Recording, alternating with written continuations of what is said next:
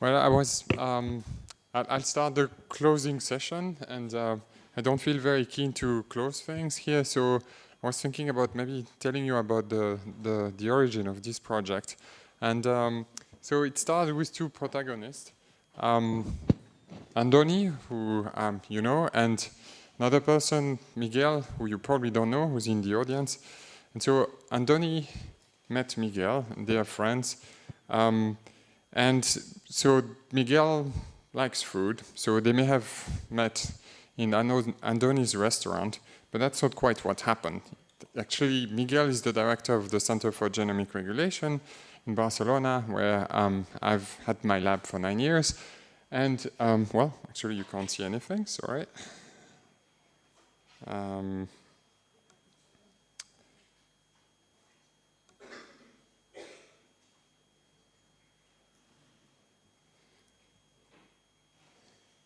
Okay.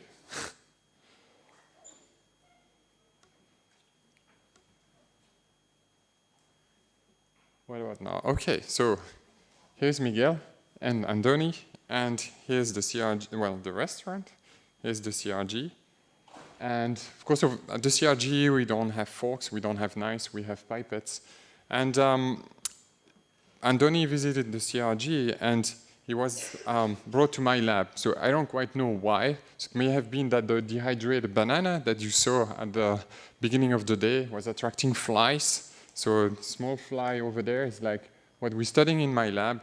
But like, truth is that Andoni was in my lab, and we're not even studying adult flies, we're studying larvae. So that's like the stage before you have conversion into an adult fly. And those larvae, they have a miniature nervous system. You can manipulate it with genetics. And one thing that we've been doing is to put so switches which are activating neural activity with light. So those are the same. It's the same tool that Charles Zucker told you about, like to create impression of thirst. So we're doing this now with orders, and doing it with orders. So if you create a light gradient, you're going to see what the larva is doing if you have those channels which are activating neural activity as a function of the light intensity. So the animal is moving as if it were in an order gradient.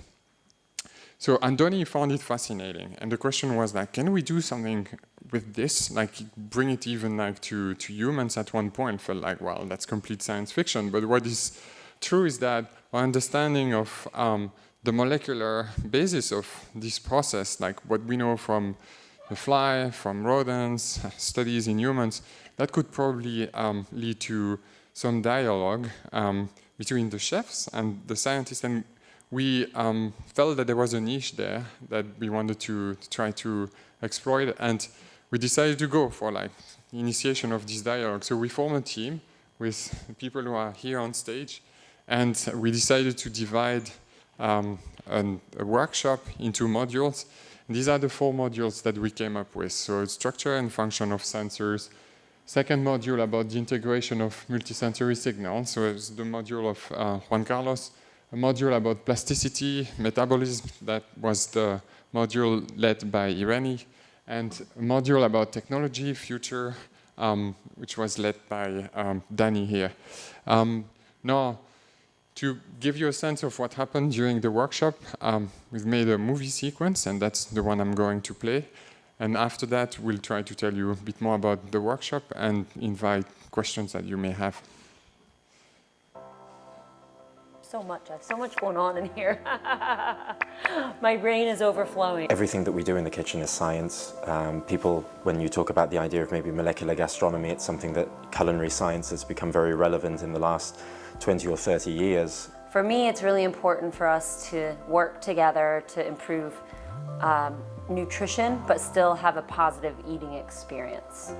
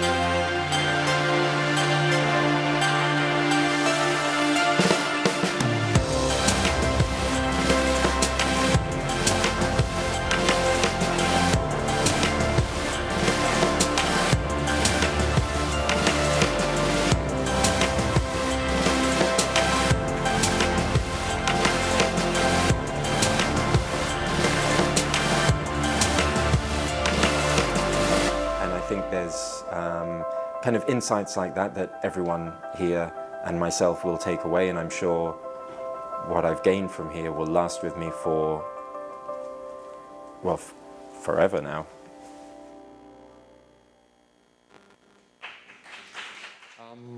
Yeah, so for module 1, there's, I think, quite a lot that we learn. I mean, in terms of profiling, so having the possibility in the future to almost predict like how an individual will be able to perceive potential, I mean, the basic taste, like differences in the basic taste, like mostly differences in intensities. So we start having an understanding of like where we have to look for. Like you have differences at the genetic level. So I think we know what the receptors are. It's very clear from the talk of Charles Zucker. Leslie told us about those polymorphisms and the fact that it's leading to a difference, like radical differences in the perception of certain odors. So we have a basis there to potentially one day like have this profiling that would then allow us to adjust the amount of taste and the amount of aromas that you put in a dish to make a dish as enjoyable as possible for everyone. So there's like potentially a level of control that we may be able to reach in the future. Now I must say that's a complete science fiction to me, like if it's described this way, because we know that the research that will be necessary to achieve this goal is still huge. But at least what has changed is that probably 10 or 15 years ago it would have looked like an impossible dream, whereas like now we have the technology to one day get there with like sequencing of many genomes. I mean, most of our genomes probably in the future for like a cost that's not so much. We also went through like testing hypotheses, for instance, the existence of metallic taste. So we've been discussing metallic taste, whether that exists or not. So we went through that. Like the evidence that we obtained were like very limited for taste. So we believe that it's more a smell than a taste. We also touch on things which are fairly ignored, just at the level of the basic senses. For instance, texture, which is essential for the chef. So we have hardly any understanding of how we able to we're sensing, we're perceiving texture in the mouth, so that's definitely something that we have to look into in the laboratories in the future. So that's for module 1. All right. Going to summarize module 2. Say before that when I was told to organize this module as a physical chemist with little idea about neuroscience, the most important thing for me was the debate, trying to create a real discussion between scientists and chefs. So from that point, I faced the multisensory integration session.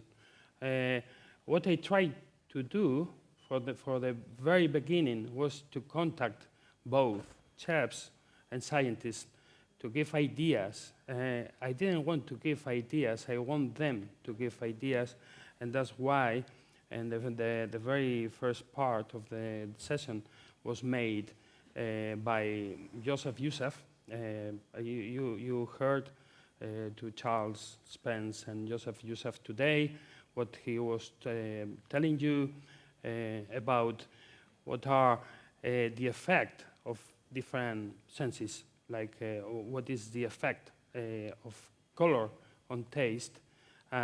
We did the same experiment you saw today.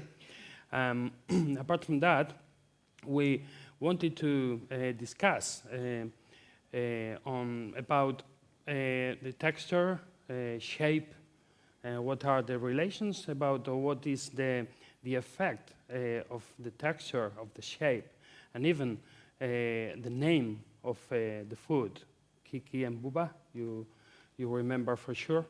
And it was an interesting debate. It is not sure if there is an effect or not. I'm looking at people that they don't agree with that. But it was interesting anyway. Apart from that, we were just looking at the effect of aromas on flavor, on the taste. And Danny, with Danny Lessa, he proposed a very interesting experiment trying to know how much information do we need to guess what you have on the dish.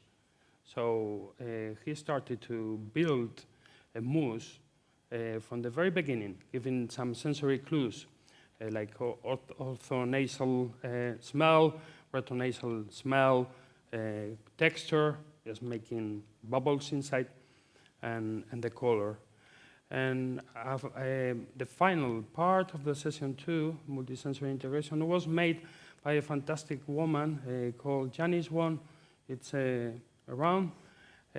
She's a chef from Singapore, and she was showing us in a very nice way how she deals with the emotional part, how it can be influenced, the taste can be influenced by the emotional part. And she proposed some work. She showed some toys. She works with chocolate, with loads of colors. So she was just, we were just playing with different toys that she showed us. The final, a nice surprise, I think, was a wall made by marshmallow, and we could just taste it, just picking the marshmallow and tasting it. Playing with textures too.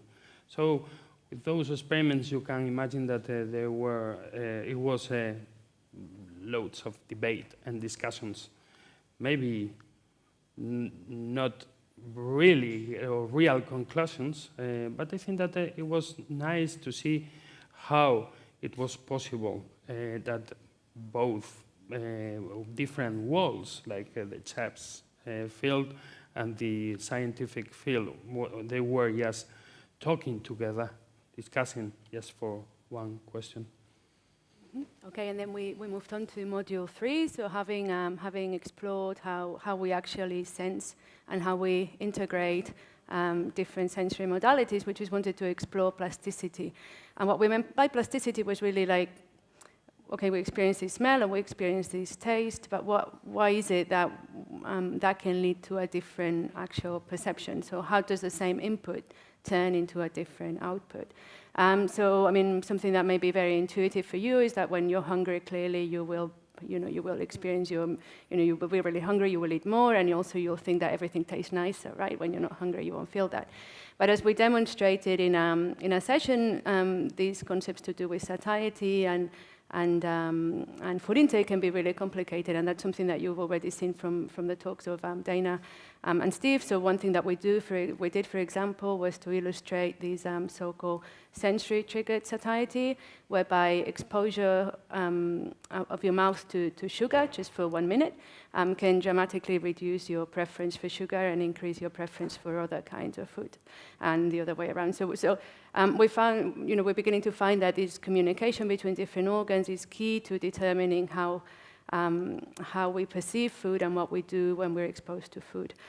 We also explored perhaps less understood aspects of plasticity, such as the effect or limitations of language on how we perceive our food. So depending on what we name a dish, we can like it better or we can like it worse. And we can even experience how sweet or how salty it is differently. And the same with social pressures, right? So, I mean, Danny was alluding to this earlier, but we did this experiment. We actually tricked people. So we had a choice between these two wines, and just by getting people to hear these talk about wine from a sommelier, we could switch their preference for one wine to another one by 100%. So that's the kind of things that we discussed in module 3. Okay, so our part, you can hear me, no? Okay, our part was the future, and as you can imagine, these 3 modules already conditioned the future, because we knew from the very beginning that we were already building a future from this, I would say, this seminar or this workshop. Actually, I was blessed to be the chef among the scientists. We were so happy to be part of this workshop Actually, you said before, this very workshop took 2 years long. I don't know whether that means we are so slow, but it was difficult to organize. But actually, Eneko was saying this morning, Eneko Acha, that as we always say, maybe the goal was not the result, but the way. And in the kitchen, maybe your chef agrees, and the rest of the chefs too, we have begun this, I don't know, this project several times with scientists, sometimes around emotions, sometimes around sensory systems, other times around any other scientific knowledge. I would like this not to be the last one, just the beginning, and just about the future. As you can imagine, once being so conscious of the knowledge needed to understand what this incredible machine is dealing with every day, because one of the most challenging and funny things in this workshop was that we were, apart from the larvae, rats, and worms, we were the models on which we were playing all the experiments. And that had like a very interactive part in all this workshop. And as humans, I felt like how the temperature or the ambience in the workshop was warming up until we finally finished having a good dinner yesterday. So in the future, I've got some, I don't know, some concerns. We saw Adrian Cheok. We saw Bernard Lahus. We did a presentation too. And Eneko Acha did another presentation on 360 video plus smell. Okay, I wouldn't like to predict how the future will be. It was one of the challenges to predict how the future will be. Okay, now I would like to know how able we will be to deal with all this information. And as a chef, I have found a lot of information that can help us to take gastronomy to the future. Okay, we can face developing or improving the elements, them to interact better with us, or even, as we have seen with Charles, how we can trick ourselves, but we cannot bypass ourselves, because we are humans and the system is so complex. So let's see how all this works in the future, what gastronomy is in the future. But as a chef, and maybe we agree, all the chefs, we don't want this to stay just in gastronomy or fine dining. I think all of us, we've got a bigger aspiration, and so we've got a lot of opportunities to share this with society. We would like to take this to society and to make it useful for nutrition, health, fun, or any other thing. Well, we're going to close on this unless you have questions. So the four of us are here, we amplified, so if anyone in the audience has a question you would like to ask us as the organizer of the workshop, like if you want to know something more specific about the workshop, feel free to, otherwise we're going to close. So raise your hand if you would like to ask a question. Yeah, up there. Okay, there's someone over there. Is it you? It's you. Yeah, yesterday I was telling to Matthew, since we had, I don't know, shared all this long trip, in the beginning, it was even very difficult to understand each other, because he was saying, no, I'm worried about peripheral neuronal system. What the hell is that? He didn't know what was that.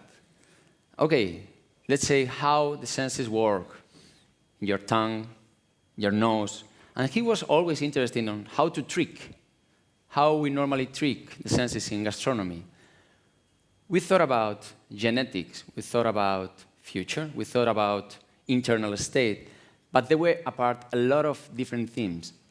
And I think we all concede now that even 4 modules were too much. Even 1 or 2 would be enough to fill today's program.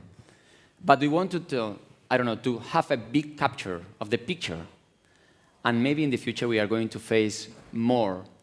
So maybe it is a good suggestion you to suggest any other theme we could work on. But it was very, very difficult to do the selection of the themes, actually. Well, actually, I mean, we were trying, it's like we knew that conferences had taken place where you had the physics and the chemistry of gastronomy as a point of focus. I think there's been also conferences about psychology, the philosophy that's related to gastronomy, and what we wanted to do is to bring it to this intermediate level, which was more neurons, I mean, brains, complex brains, of course, but as a starting point, felt like, I mean, now we start having some understanding of the receptors which are involved in sensation. So let's start there. And like, for instance, like tricks that are used, like, I remember asking you, like, but how does it work exactly when you try to, you mixing salt and sweet, why do you do that? And how do you enhance some taste to, if you ever do that?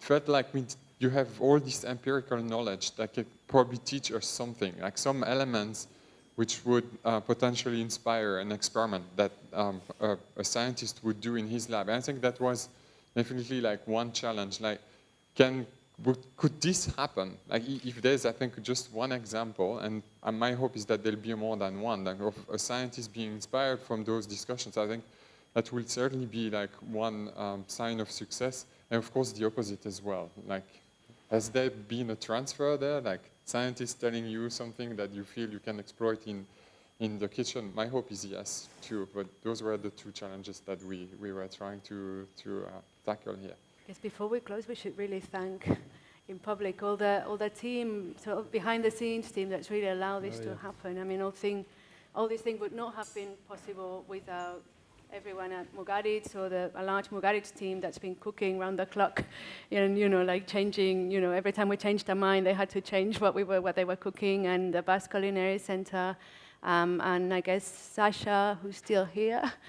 And Laura, who I think has left, Laura has left. For all the organizing. I mean, this would not have happened without all these people. So, yeah.